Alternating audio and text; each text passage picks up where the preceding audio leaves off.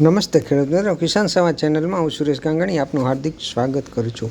ખેડૂત મિત્રો, ખેડૂત એકતા મંચના સાગર રબાડીએ મુખ્યમંત્રીને જાહેર પત્ર લખી અને જે વીજ લાઇન છે તે બાબત અનેક પ્રશ્નો ઉઠાવ્યા છે અને અનેક માગણીઓ મૂકી છે. તો શું છે વિગત તે આવો આગળ જાણીએ આ વિડીયોમાં. તેમણે જાહેર પત્ર લખીને જણાવેલું છે કે પ્રતિશ્રી માનનીય મુખ્યમંત્રી શ્રી, ગુજરાત રાજ્ય સચિવાલય ગાંધીનગર. વિષય: જે ખેડૂતોના ખેતરમાંથી ટ્રાન્સમિશન લાઇનો પસાર થાય છે એમને વ્યાજબી માસિક ભાડું આપવાની માગણી બાબત. સંદર્ભ છે ગુજરાત સરકાર ઉર્જા અને પેટ્રોલ કેમિકલ વિભાગનો પરિપત્ર ઠરાવ ક્રમાંક EPCD/ELAE ફાઇલ 20/2003 1173 ક. માનનીય મુખ્યમંત્રી શ્રી સ્નેહ નમસ્કાર.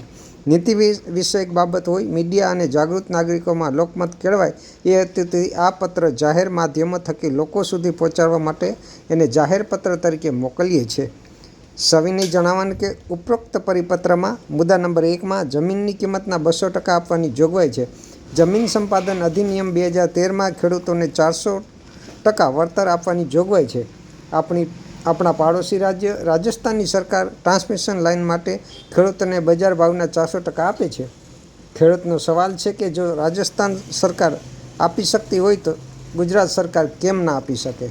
આશા છે કે આ સવાલનો જવાબ ખેડૂતોને રાજ્ય સરકાર આપશે. મુદ્દા નંબર 4માં માર્કેટ રેટ કમિટીમાં જમીન માલિકો વતી પ્રતિનિધિની જોગવાઈ છે, પરંતુ સ્પષ્ટતા નથી કે એ પ્રતિનિધિ કોણ નિમશે, કેવી રીતે નિમશે અને એનું કાર્યક્ષેત્ર એક ગામ, એક તાલુકો, એક જિલ્લો કે આખી લાઇન માટે હશે. આ સ્પષ્ટતા કરવી જરૂરી છે, નહીંતર બીજા વધારે વિવાદો ઊભા થશે. ઉપરાંત વાસ્તવિક પરિસ્થિતિ અને જટિલતાને ધ્યાનમાં લઈને જિલ્લા કલેક્ટર શ્રી વધારાના 2 પ્રતિનિધિ નિમી શકશે એવી જે જોગવાઈ છે એમાં સ્પષ્ટતા નથી કે આ 2 પ્રતિનિધિઓ કોનું પ્રતિનિધિત્વ કરશે, ખેડૂતનું, કંપનીનું, સરકારનું. આવા પ્રતિનિધિની યોગ્યતા શું હશે? આ સ્પષ્ટતાના હોવાને કારણે આખી પ્રક્રિયા સંકરાના દાયરામાં આવી જાય છે. ખેડૂતોને એવી સમિતિના નિર્ણય કેવી રીતે માન્ય કરે જેમાં એમના એક પ્રતિનિધિ સામે 2 કે 4ની બહુમતી હોય? મુદ્દા નંબર 5માં કલમ 5માં 3 કવર પૈકી પહેલા 2 કવર ખોલતા જો તફાવત 20%થી વધુ હોય તો ત્રીજું કવર ખોલવામાં આવે અને પૈકી 3 નીચા 2 ભાવની સરેરાશ કાઢીને બજાર દર નક્કી કરાશે. આ વાતને કેટલું વ્યાજબી છે? નીચા દરની સરેરાશ એ તો સીધી કંપનીની તરફે અને ખેડૂતની વિરુદ્ધની વાત છે. સરકાર આવો પક્ષપાત કરી શકે? આ સુધારવાની જરૂર છે. મુદ્દા નંબર 7માં ચૂકવણીની રીતમાં શરૂઆતમાં એકસાથે વળતર ચૂકવવાની જોગવાઈ કરી એ સરાહનીય બાબત છે, પરંતુ જો સહમતિ ના બને અથવા ખેડૂતોને સમિતિએ નક્કી કરેલા બજાર ભાવ સ્વીકાર્ય ના હોય તો કલેક્ટરશ્રીએ પોલીસ પ્રોટેક્શનનો હુકમ કરી શકશે નહીં. કેવા સંજોગોમાં કરી શકશે? ખેડૂતને કોર્ટમાં જવાનો વિકલ્પ લેખિત રીતે ક્યાંય ખુલ્લો રાખવામાં આવ્યો નથી. આ બાબત સ્પષ્ટતા જરૂરી છે. મુદ્દા નંબર 8 અમલીકરણ અને વ્યાપ. આમાં ગુજરાતમાં છેલ્લા 5 વર્ષમાં જેટલા પણ પોલ ઊભા કરવામાં આવ્યા છે એ તમામને તફાવતની રકમ ચૂકવવી જરૂરી છે. આ ઉપરાંત કંપનીઓની મિલીભગત, કલેક્ટરશ્રી દ્વારા વર્તેની કોઈ સ્પષ્ટ રકમની જોગવાઈ વગર નિયમ મુજબ વળતર ચૂકવવું એમ લખીને પોલીસ પ્રોટેક્શનનો હુકમ કરાય છે. આડેધડ થયેલા પોલીસ પ્રોટેક્શનના હુકમોને કારણે ખેડૂતોમાં પોલીસ અને સરકાર બંનેની છબી ખરડાય છે. અમારી માગણી છે કે છેલ્લા 5 વર્ષમાં જેટલી પણ લાઈનો નખાય છે તેને અસરગ્રસ્ત ખેડૂતોને નવા બજાર ભાવ મુજબ તફાવતની રકમ ચૂકવવામાં આવે અથવા ભાડાની જોગવાઈ થાય એમાં એમનો સમાવેશ કરવામાં આવે. આ તો વાત થઈ ઠરાવની ત્રુટીઓ અને સુધારાની જે કરવાની જરૂર છે. આ બધાથી અલગ ખેડૂત એકતા મંચની મુખ્ય માગણી તો એ છે કે અસરગ્રસ્ત ખેડૂતોની માસિક ભાડું ચૂકવવાની જોગવાઈ થવી જોઈએ. અમે થોડું ઉપરછલ્લું રિસર્ચ કર્યું છે. જાણી શકાય છે કે દુનિયામાં ઇંગ્લેન્ડ, આયર્લેન્ડ જેવા દેશોમાં ભાડું ચૂકવવાની જોગવાઈ છે.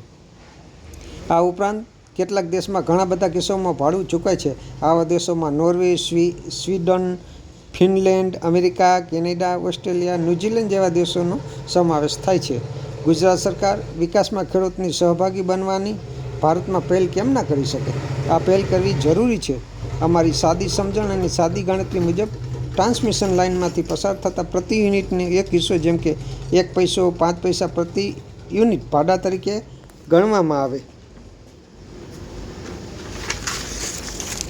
400 kVની એસી લાઇનમાં 30 દિવસમાં 72 કરોડ યુનિટ પસાર થાય, 1 પૈસા લેખે મહિનાના 72 લાખ અને 10 પૈસા લેખે 7.20 કરોડ રૂપિયા ભાડા તરીકે આવે। 765 kV એસી લાઇનમાંથી 30 દિવસમાં 288 કરોડ યુનિટ પસાર થાય, 1 પૈસા લેખે 2.88 કરોડ રૂપિયા અને 10 પૈસા લેખે 28.80 કરોડ રૂપિયાની આવક થાય। આ રીતે આવતી કુલ રકમ અને છતાં જરૂર લાગે તો કંપની અથવા સરકાર ઉમેરીની લાઇનના અસરગ્રસ્ત ખેડૂતોને વચ્ચે માસિક ધોરણે ભાડા તરીકે ચૂકવવાની શરત લાયસન્સમાં દાખલ કરવામાં આવે તો ખેડૂતો માટે માસિક ભાડાની જોગવાઈ થઈ શકે। એક નવી રીતે વિચારવાનું, નવી રીતે ગણતરી કરવાનું દેશમાં પ્રથમ વખત નવી કેડી કંડારવાની વાત છે। સાથે સાથે વિકાસના કામોમાં વિવાદને કારણે થતા વિલંબને ટાળી સહમતિથી સૌના વિકાસની દિશામાં આગળ વધવાની શરૂઆત ગુજરાતથી જ થાય એથી વધારે સારું શું હોઈ શકે।